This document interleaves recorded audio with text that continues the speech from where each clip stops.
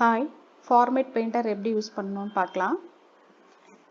இங்கே கொஞ்சம் fruits name, கொஞ்சம் சாக்லேட்ஸ் நேம் டைப் பண்ணி வச்சுருக்கேன்.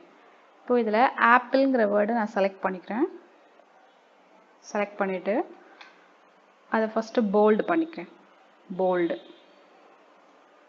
And then size of the font வந்து ஒரு 40, 54 அந்த மாதிரி கொடுக்கலாம். நான் இங்கே வந்து இந்த டூலை யூஸ் பண்ணுறதுக்கு just increasing the font size and then font color red use பண்ணிக்கலாம். ஸோ இந்த மாதிரி இப்போது இந்த பர்டிகுலர் ஆப்பிள்ங்கிற வேர்டுக்கு நம்ம 3 times ஃபார்மேட் பண்ணியிருக்கோம். கலர் யூஸ் பண்ணியிருக்கோம், சைஸ் வந்து இன்க்ரீஸ் பண்ணியிருக்கோம், அண்ட் தென் போல்டு யூஸ் பண்ணியிருக்கோம்.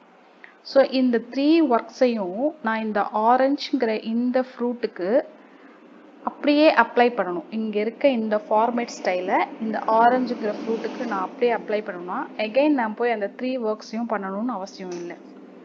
அதுக்கு நம்ம இந்த ஃபார்மேட் பெயிண்டருங்கிற அந்த டூலை யூஸ் பண்ணிக்கலாம்.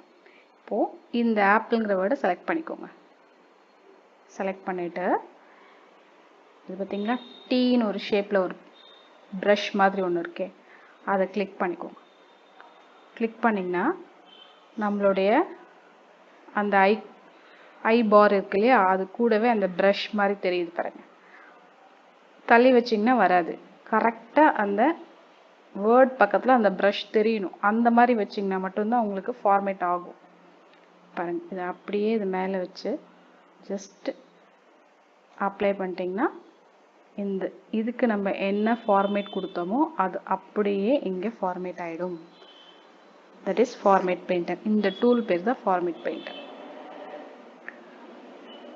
இப்போது எகெயின் நான் மேங்கோக்கு அப்ளை பண்ணணும் அப்படின்னா, ஸோ இது ஆல்ரெடி செலெக்ஷனில் இருக்குது, இல்லை நீங்கள் ஆப்பிளை கூட செலக்ட் பண்ணிக்கோங்க. செலக்ட் பண்ணிவிட்டு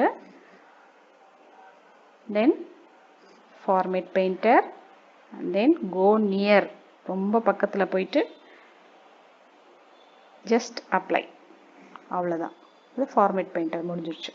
ஸோ எகெயின் பனானாக்கு பண்ணணுன்னா just click and then apply. Already இது செலெக்ஷனில் இருந்ததுனால நமக்கு அழகாக வந்துடுச்சு. இப்போது ஒரு 100 வேர்ட்ஸ் இருக்குது, நான் இப்படி ஒரு டைமும் வந்து செலக்ட் பண்ணி பண்ணணுமா அப்படின்னா தேவையில்லை.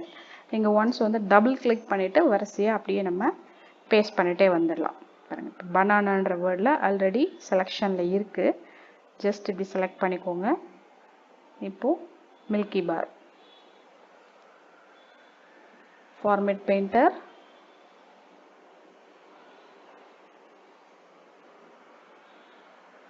select format painter, just double click பண்ணிட்டு இப்போ அப்ளை பண்ணுங்க.